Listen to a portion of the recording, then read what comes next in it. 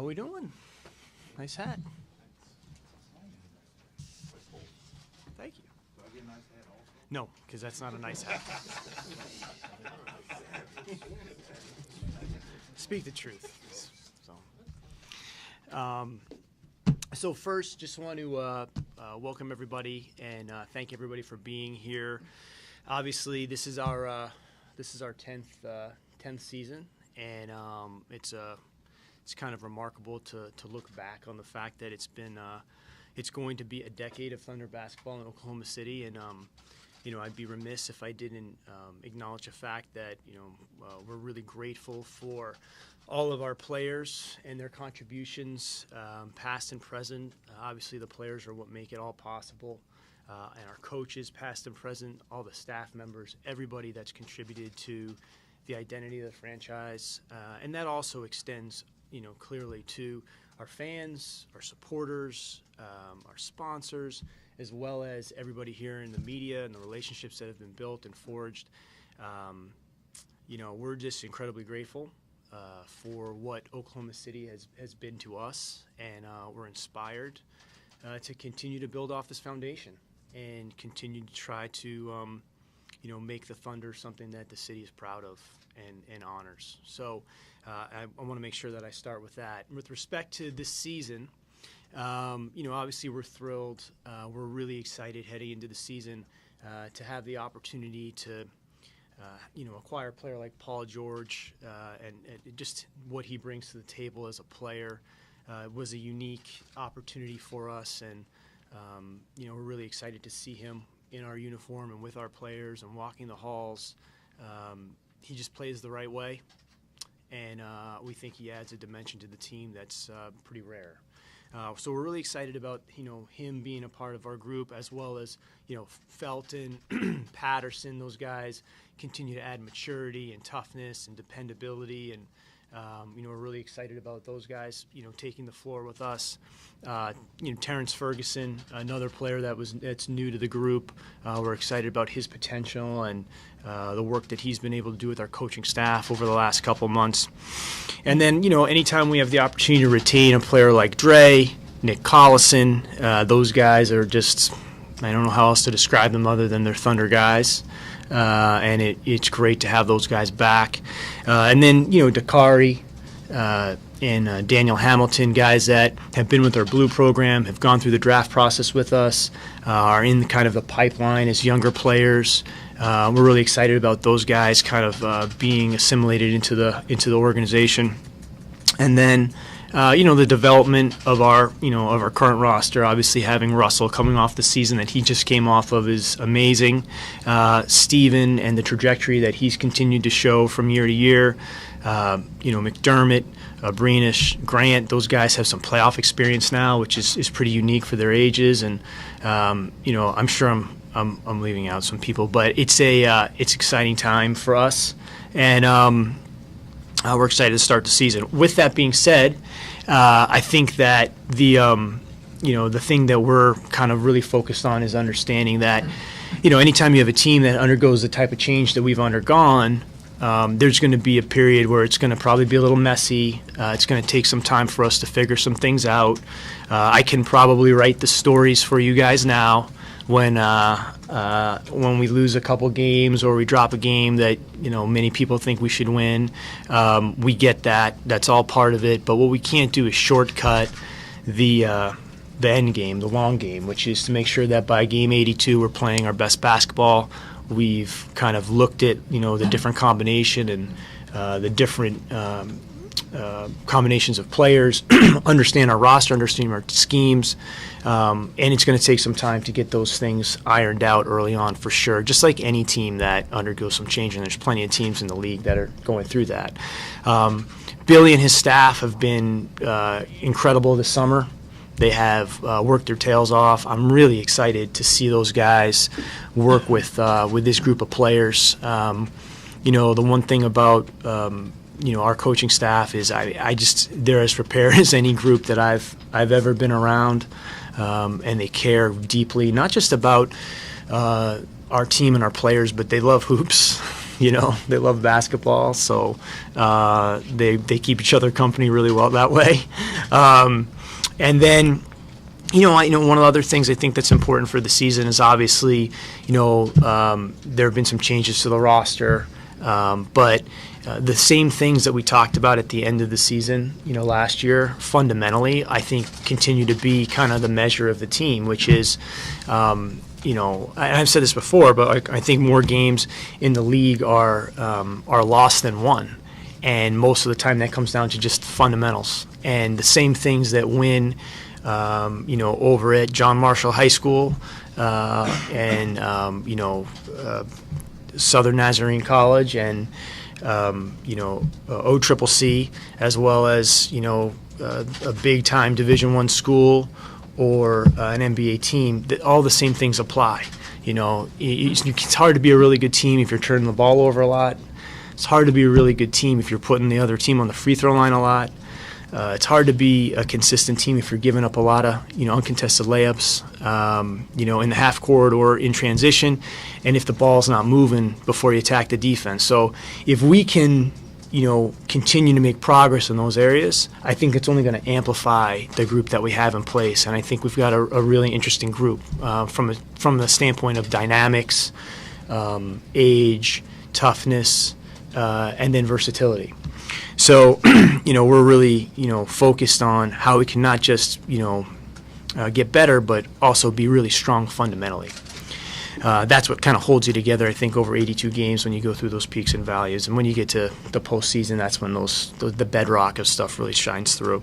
Before I open up for questions, I also think it's important just to say that, with respect to, the season that we have, obviously in a few days on Tuesday, we got to put our attention on just that day and understand that, we have to take care of each day, day by day. But I also think that we're really excited about the potential for this team over the long term. We feel that this team, is a kind of at a launching point to continue to grow and get better, as I said before, due to the age of the team, the versatility of the group, and the upside that we think the team has over time. So, we're going to go and kind of focus in on the day and the season, but we also feel like it's an incredible platform and opportunity for the future of the team, and we're really excited about both this season and beyond. So with that, I'll open it with any questions. Sam, Kevin's unfortunate tweet the other day, how was that received here,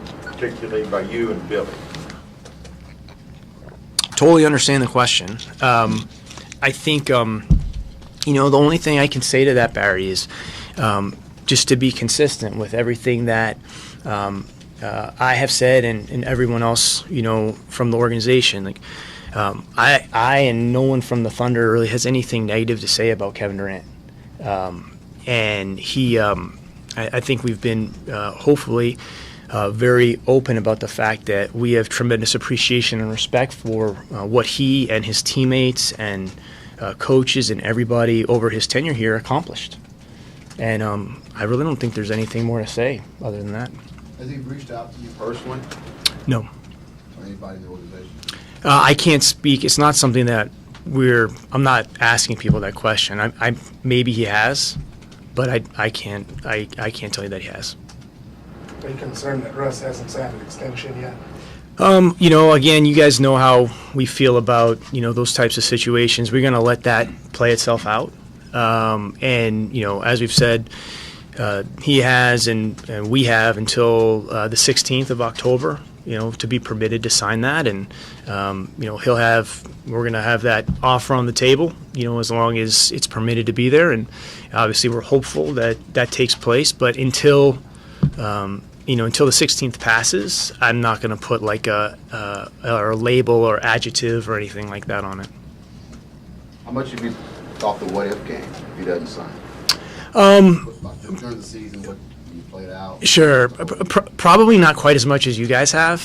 But, listen, I think it'd be easy for me to sit here and speculate and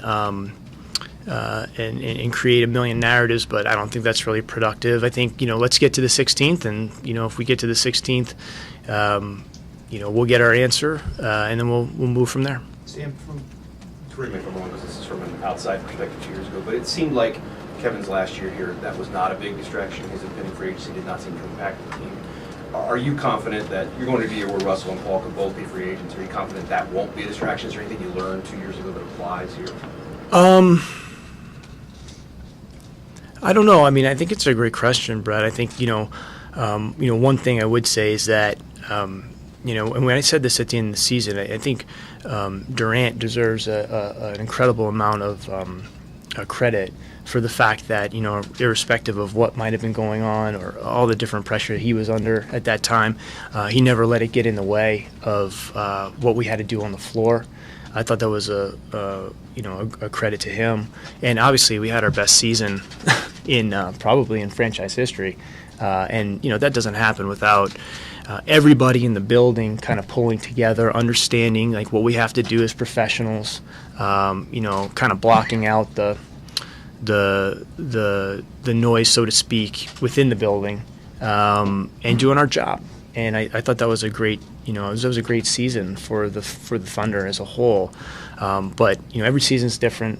Everybody's different, and I can't predict how that's going to go. I just know that we have to keep our eye on the ball. And as I said before, it's the fundamentals. I think there's organizational fundamentals, right? And I think there's, on-court fundamentals. And organizationally, we try to operate, with class, dignity, and poise, and that allows us to be the best version of ourselves. It's the second straight season where you're going in after major off-season on the team or major rework in the roster. What do you think that your staff was able to learn from last year that's going to be able to help with this year? Paul George would help a lot. No, I think honestly, I think last season was a really, really important season for us as an organization and a franchise. I'm incredibly proud of what took place last season. I thought that it was a very resolute approach. I thought that our guys played their hearts out. Obviously, Russell stabilized everything and gave us everything he possibly could. And I think he inspired a lot of people and a city, quite frankly, with the way he handled that situation. And I thought our team, battled their hearts out. I do think that the coaches did the right stuff by not locking themselves into one thing, but trying to continue to. We learned about Alex Abrinish a ton, and it would have been easy to just not say he was ready to play, but he earned his way through the season and was playing his best basketball at the end of the season. They integrated McDermott, after the trade deadline and got him on the floor with Alex. Jeremy Grant, again, a lot of these players were kind of coming through the season. We were, it was a disrupted beginning to the season, off season, etc. But I think I keep using this phrase, but we kept our eye on the ball. We tried to do the things that we thought would help us put us in position to be the best team we could. And I thought it was a great year with respect to just kind of how we conduct ourselves and the fact that we need to go to work every day and there's nothing promised. Going into this season, as I said before, I think the certain fundamentals that every good basketball team has to kind of be good at and abide by. I don't think there's any secret to anyone that's sitting in the room, but the better we can get in those aspects, the more it amplifies the dynamic players that we have, the more solid we can be under stressful situations on the road. Because you're going to have peaks and valleys. You can't live in a highlight, it's not 48 minutes of Sports Center, right? There's something that has to tie it all together, and that comes down to the same things that, as I said before, every team that plays has to be good at. Sam, you have two all-NBA level defenders on the perimeter. What impact do you think having them, both of them on the floor at the same time, or being able to kind of give one a breather will make on the season? I'm not sure we've really had two guys like that. Yeah, I mean it's kind of exciting to think about. I think just in general, just the size and the length of the different combinations that Billy can use, it's really exciting.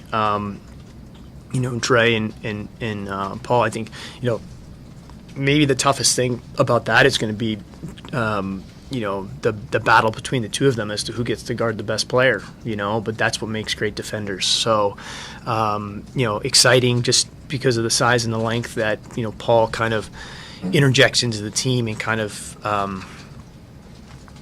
I don't know. I think it helps connect a lot of the different pieces that we have as we talked about, over the summer when we introduced Paul. So that's exciting. We're looking forward to seeing that on the court. But as I said before, it's going to take some time to take the names on the paper and make them a functional team. And there's just no way to skip those steps. And my hope would be that we don't try to do that. Sam, you mentioned Alex a minute ago. It looks like he's gained some weight, improved muscle mass. Your reaction to that, and is he healthy? Are you concerned with a knee issue that he had over here? Yeah, I'm glad you asked that question, just because I can kind of go through the health. I don't know what they call that in football, but injury. Well, no, but isn't that something? Anyway, sorry. Shows you how much I'm watching football. So a greenish bone bruise. And I think we caught it at the right time. You don't want to be playing on that once you've done it. He's progressing well. I think everyone here knows we're going to be pretty conservative with the way we transition players back on the floor, especially with a shortened training camp, especially with less preseason games. That again is something new for us that we're trying to figure out how to make sure we manage. Same thing with like two-way contracts, and so there's some new things that we're making sure that we're trying to think about. Patrick Patterson progressing. Again, I don't know that he's going to get some preseason games in, most likely, but we want to make sure he's feeling really good about where he's at physically, and he's new to us, so we want to try to understand his body, and that relationship between medical staff and players is really, really important. We want to make sure that that's growing and flowering out. And then Westbrook had a PRP injection a few days ago, so he's going to miss the first few days of camp just to make sure that settles itself down. He had that in a right knee patella tendon, unrelated to any. Just to save the questions, unrelated to any, past injuries, but just to make sure, I think he really wanted to make sure he took care of that in advance, so it wasn't something that lingered through the year, but not anything serious, and, we'll work him back in, I think, as we get through camp and see how he's doing, but he'll play in some preseason games as well, et cetera, et cetera. So, as of right now, like those are kind of the things that we got. I'm always hesitant because, someone could, knock on wood, someone could, stub a toe in there right now, but that's what we've got, and we think that, by the end of the preseason, we should be in pretty good shape, have everybody on the floor. Will Patterson actually practice on Tuesday, or will you hold him back a little bit? Myron, I think the plan is, at this point, a lot depends on just kind of how he continues to progress, but the plan would have him to go through different parts of practice, but probably not everything.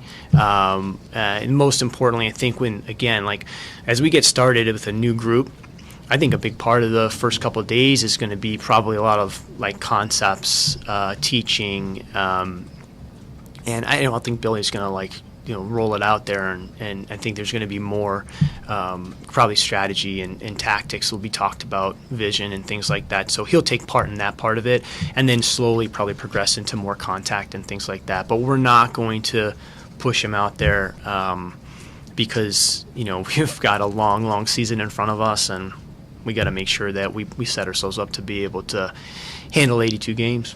One of the things Kevin said in his tweet was that all they had was him and Russ. That's a common mentality for fans wanting to look at a bunch of superstars and thinking you have to stack a team with that to win a championship. Is that a faulty way of thinking? Can you win without having a bunch of superstars? History would show that you can, but again, I don't want to speak directly to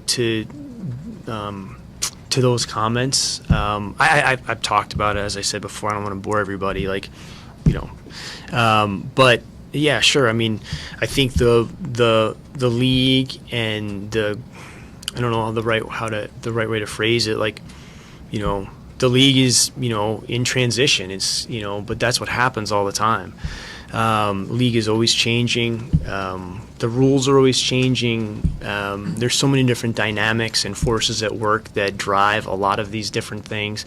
All I can tell you is, like, the way we've always looked at it is, like, our job is to take the circumstances, try to understand them the best we can, and try to work as hard as we can to put the team in position to have a chance to contend and a chance to continue to grow.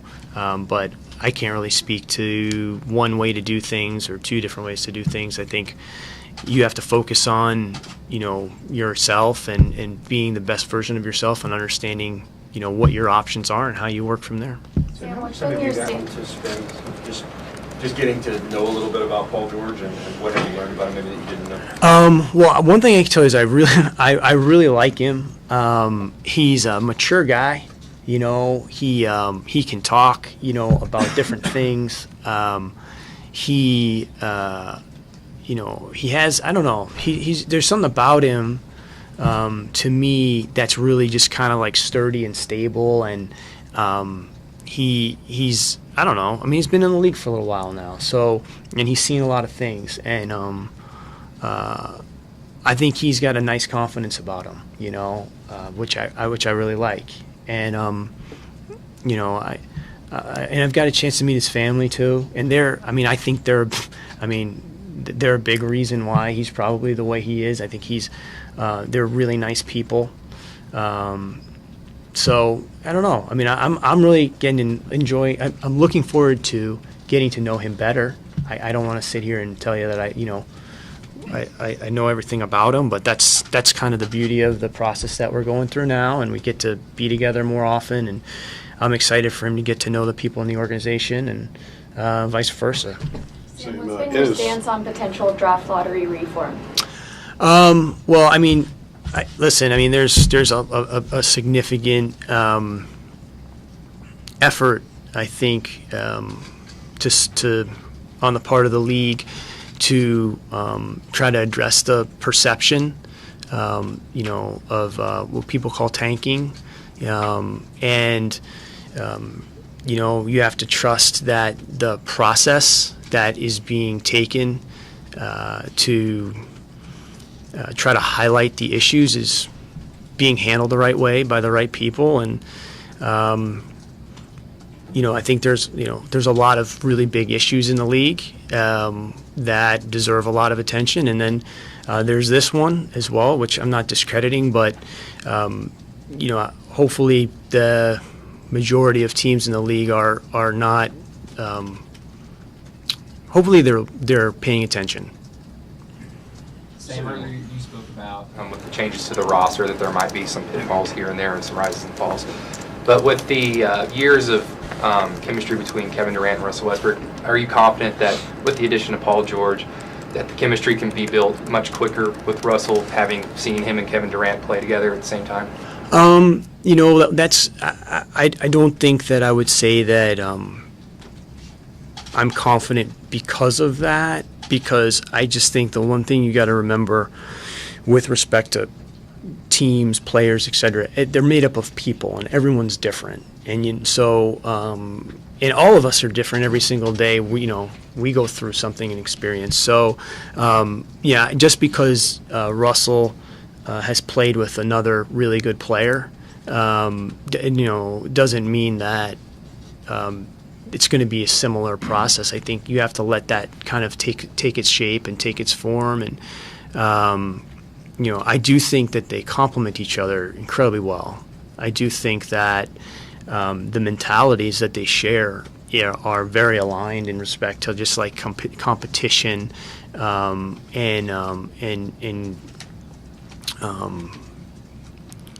killer instinct. You know what I mean? Like, I just think there's similarities there.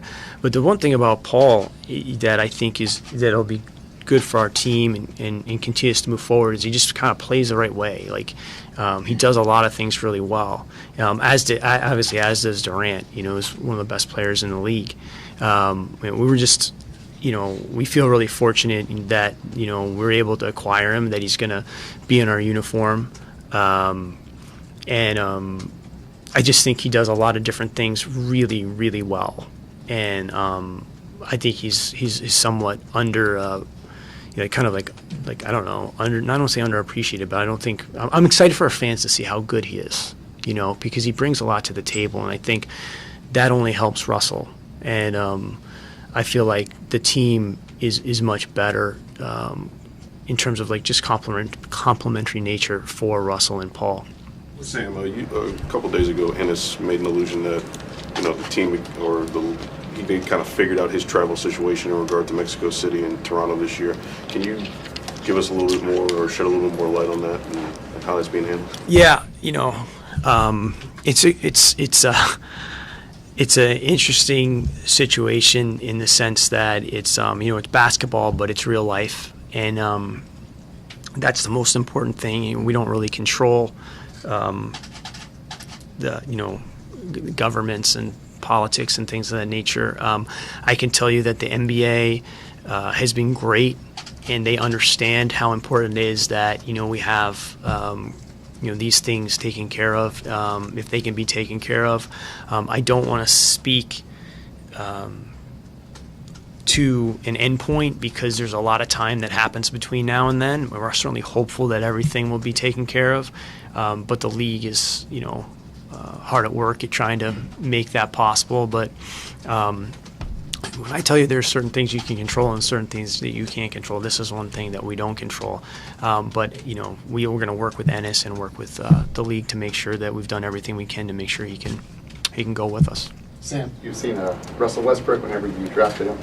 Can you talk about his growth now, where he's on Kimmel and he's on Fallon, he's on Ellen, and just like not only being the face of the organization, but the face of the NBA? Yeah, I mean, listen, I don't know what else to say about him.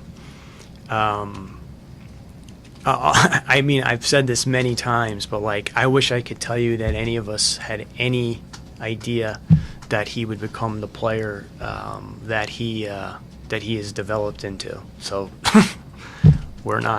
we've by no means expected this. We certainly hoped that he'd turn out to be a really good player, but his commitment and work ethic, and I think his character, those things combine to make a unique personality and person that allows him to be different. And that to me is what I was talking with someone this morning about these great players in the league, and number one, they're very, very hard to acquire, and there's a lot of reasons for that. But they're also, what makes them so great is they're all so different and unique for different reasons, right? I mean, if they were all great at the same things or built the same way or thought the same way, they wouldn't be different. They wouldn't stand out so much, but they are unique, and I think he's a unique guy. And we're very fortunate that, we've gone on this ride with him for so long.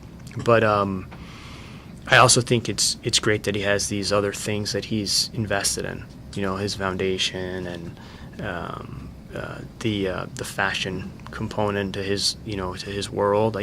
It's great. So I'm happy for him, and obviously his family and growing family. So we care about him a great deal. We love him. I'm happy for him. I think it's good for the league. Obviously, he stands for something in Oklahoma City that I can't put into words. Sam, where does he, from your perspective, where does he go from here as a player after triple-double average and MVP? I don't know. I mean, obviously the season, I said this before, I think I said this last year. I thought last season, as much as it was a physical accomplishment, I thought it was more of a mental accomplishment, but that's when you have someone with the mentality of whose slogan is "Why not?" Then I guess, they live that on a daily basis. But I don't know. I mean, with Russell, like he's always going to find ways to get better. And I thought he, through the season, got better last year, and I still think he's going to continue to improve. I thought one of the things the reasons why he continued to evolve last year is because, the circumstances clearly changed. And so he had to go into a mode of figuring out how to help the team, and how he could, get better himself, and he did both those things. And obviously the circumstances have changed again. I think it's only going to bring out, another opportunity for him to expand, what he does to impact winning. And I'm pretty confident that he's going to do that. That's what the great players do. Season starting a little bit earlier, 2 weeks earlier than normal, obviously to alleviate, I guess, back-to-backs.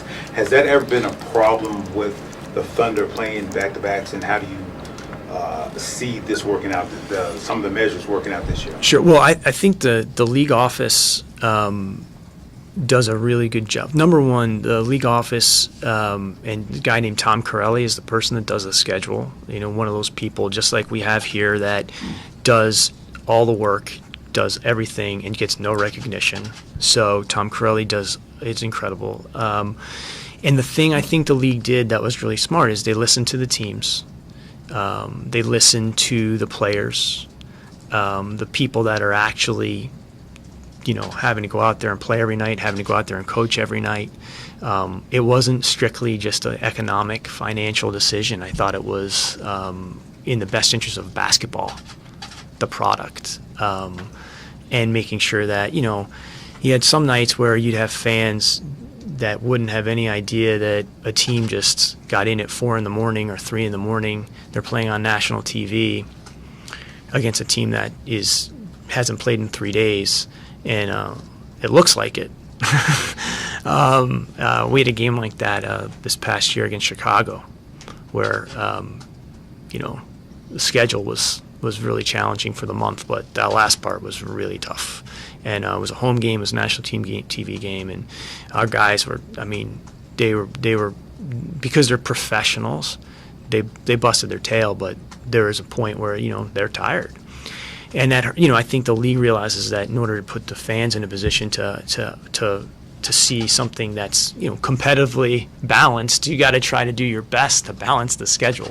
And they listened, and they did a really good job. And, of course, there's going to be gripes here and there in people's individual schedules, but, player wellness and health, putting the best product on the floor for the fans, I think they accomplished those things. And, that's a credit to them, because they listened to the people actually kind of in the field, and they adjusted. Your thoughts on emphasizing some rules? One, if you want to call it James Harden rule. Mm-hmm. I think they watched your series against Houston, and then also the stepping underneath. Yeah. Well, I'm on the competition committee. Although this is my last term, my term is just ending. And I do want to say how grateful I am to have been asked to serve on that committee. David Stern and Adam Silver, the opportunity to serve on those committees, and the fact that they actually engender and want you to speak your mind, to disagree with them, and that, with no retribution, with no politics and things like that. That's not a normal thing. They want to know what you really think. They don't want you to just kind of go along with them. They want you to, they embrace that idea of thinking and thought and diversity of opinion, and that's the kind of stuff I like to be around, and I've learned so much from being in the room with all the different people there. So that I'd like to say publicly, and then they're looking at those things. When you have when you have coaches in the room like Brad Stevens and Rick Carlisle, Doc Rivers, those are the guys that are on the committee now, and to hear them talk about some of this stuff is fascinating, and I really kind of defer to them when it comes to those types of things, when they come to the business components or the team building aspects. Obviously, RC, myself, Masai, we kind of take the lead on some of that stuff, but I think it's great that the league is looking into those things. I'd love if they had looked into that maybe before the playoff series we played. That was 9 free throws a game, but no, listen, as I've said before, great players figure out the game and force you to look at these things and how to address them. And like, to me, that's why I think, again, going back to the great player thing, like, great players, they're unique and they're smart, and I see them all as like artists, truly. Like, and so the fact that there's got to be something addressing some of these things, only speaks to one of two things. One, the players are getting so much better and learning and pushing the limits and pushing the boundaries, and the league has to adjust a little bit on the court, or there's a safety issue, like the one that they're trying to address. A lot of it's the advent of the three-point shot, though, and the value of the three-point shot, and the emphasis that's being placed on that, and the way the defenses are having to adjust, and the things the coaches are asking them to do. I think it's more global, and this, to bore you, Myron, but like, these are the types of things I really think the committee needs to be focused on, is like, where is the game headed? And you can predict some of the issues that you're going to have, both from a team building standpoint, revenue standpoint, from a rules and enforcement standpoint, a lot because of like the trends within the game. And it's going to change again. It's not going to stay the same. It never has. What's the next step with the league in regard to, if they even can, regulating tampering? I don't know. That's not a topic that's been raised with the competition committee. So I can't really speak to what their tolerance is for that, or how they see it. It's not all peach baskets and pom-poms in the NBA. We know that. There's a business to it. But again, like, the thing that the league is really focused on is the integrity of the league. And obviously, they have to decide the things in which they're going to focus on, and they have a large amount of those things to focus on. That can be one of them, but there's also other things, and like, it's really up to them to prioritize what's important to them and how it affects the greater good and the integrity of the sport and the league. Houston, Minnesota, Denver, big moves in the off season. How much tougher do you see the West being with those moves? Well, I mean, the Western Conference, I've been in the league now since 2000, if you want to say. I was in the league in 2000. I was an intern with the Spurs at that time. But since I've been in the league, the Western Conference has been really, really good. I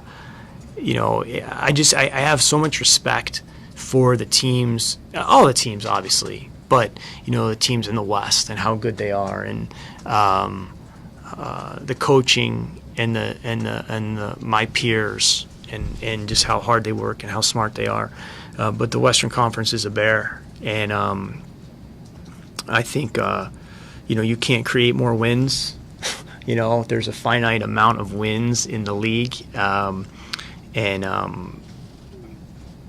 West is the West makes it hard. I think the other thing is that we're not in a situation where you've got the top 16 teams in the league playing in the postseason. You've got 8 and 8, and so we're also failing to realize that there's probably 2 or 3 or 4 teams in the West over the last several years that are really good teams that don't get to play in the postseason. And that is, that's a tough thing, because, if it was a top 16 type deal, then, you'd have the 16 best teams by record.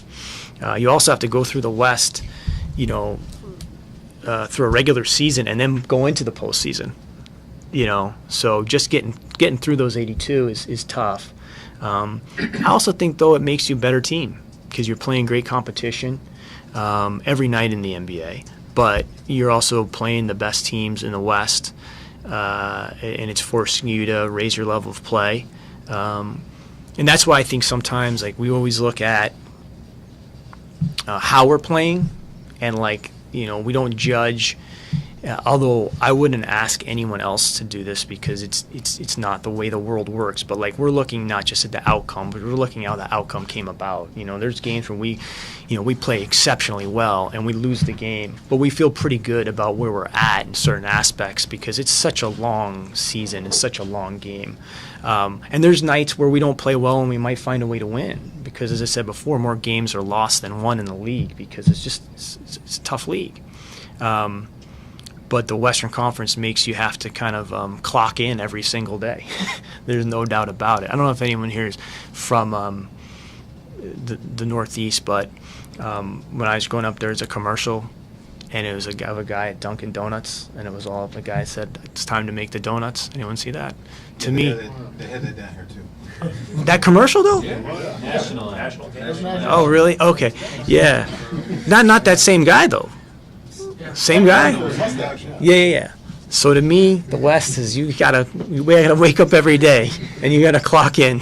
You gotta make the donuts every day here, because it's a great thing to be a part of, and it only makes you better competing against the best. You know, so that's how I look at it. Yeah, I mean, you know, Adams talked a lot about the limitations, you know, to that. But I do think that would address some of the issues with respect to like what their perception is of tanking. You know what I mean? I think some of it is like team management and you know, rewarding the teams in giving the best 16 teams the opportunity to play. I think that engenders better competition. And there's so many smart people in the league office. I mean, they'll probably look at that and tackle it, and you know, maybe one day they'll deal with it. Probably not in the near term. But I do think that raises the level of competitive balance as we talk about. And I know that, again, like they want ideas and they want diversity of thought, but I know that's been raised several different times. I think there are some limitations as Adam sees it, but there are smart minds up there, and maybe that's a way to increase the level of competitive balance and maybe generate some different interests, quite frankly. You know, that as we continue to grow the game. Sam, you guys were, by most measures, one of the worst three-point shooting teams in the league last year. How important was it to address it, and how confident are you you have addressed that to some extent? Well, I mean, I think it's important to address it. The issue is with that is, you know, there's those guys are not growing on trees, as we know, and then there's. Though, you know, in order to get those guys, you generally have to give up different things, et cetera, et cetera. But I feel like as we talked about at the end of last season, we had 4 guys, I think, under the age of 24. You know, I don't think any that shot 38% or better. Obviously, Victor is not with us. He was one of them. But, you know, Patterson, Paul George, and then the improvement of, I mean, obviously Alex, Doug, the improvement of some of our other players as well. You know, I think it's something everyone works on today's game. You know, I think coaching is so good, and development is so important that, you know, if you can find a way to internally develop your roster to improve, you know, anybody, it gives you so much more flexibility for team building and then lineups and things of that nature. I think the best teams are the teams that develop through the season, both individually and system-wise. You know, and I do think we've become a better three-point shooting team on paper, but you know, the ball's still got to go in. And we had a guy last year in Amo, one of the most consistent three-point shooters in the league over the last 6 or 7 years, who just didn't have a great shooting year. You know, and you know, that's going to happen. So you got to live with that. Over the long run, though, stuff bears itself out. Obviously, you know, adding McDermott for the full season will make a difference, and it also comes down to the type of shots that the players are taking, and how open they are. You know, because you know, is a big difference in terms of the percentages of who's contested, who's moderately contested, and who's uncontested. And there's only a few guys that shoot it really, really well contested, and those are the names you know.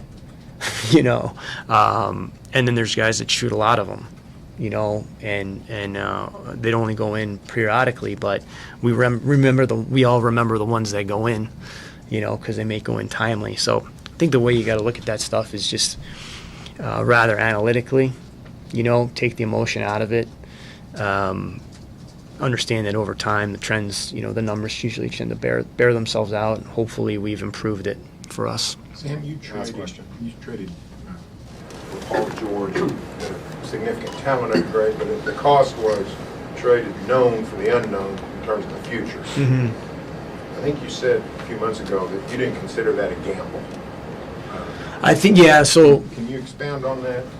Yeah, so I think what you're referring to is like, I thought it would be, I thought the real risk, to tell me if I'm mistaken, Yeah, but I thought the risk word. was not making a trade more so than making the trade. Yeah, I think it's pretty simple, to be honest with you, Barry. Like, there's only a few of these guys that exist on the earth that, you know, impact the game at that level. And, you know, you generally get those players through the draft. And a few places can get those players, like via free agency, with just the way the world works today. When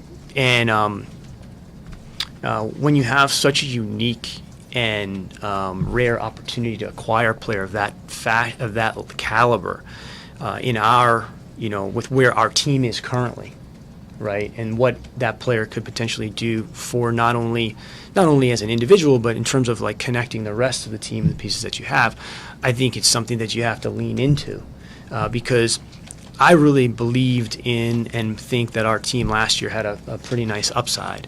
But we would be building that team to maybe one day have a team as good as the one that we think this one could be. And I think in this industry, in this business, I think you have to understand that like things run in cycles, and you want to continue those cycles, but you also want to try to capture opportunity when you have it.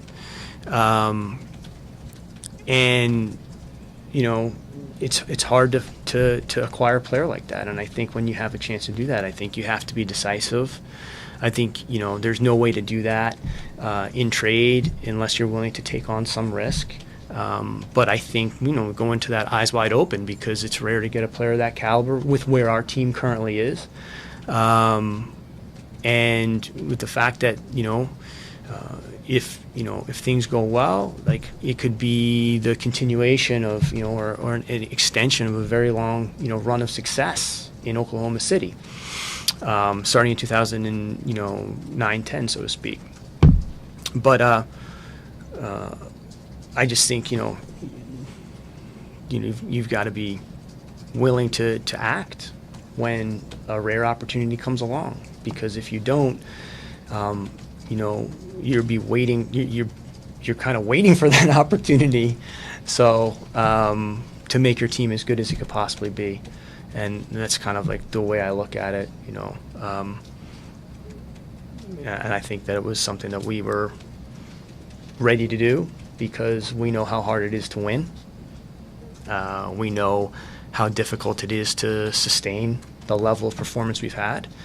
We know that one day, you know, that's not going to be the case. You can't, you know, very rare that some organizations can succeed at the level we have over a decade period of time.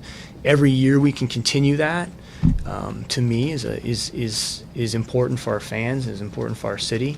But we also have to understand that, you know, our goal is still to sustain a certain level of success, and to be in a position where there's optimism and hope for the fans of the Thunder here and around the world. Thank you, Sam. Matt Winnick. Yes. Ginger ale? Yeah.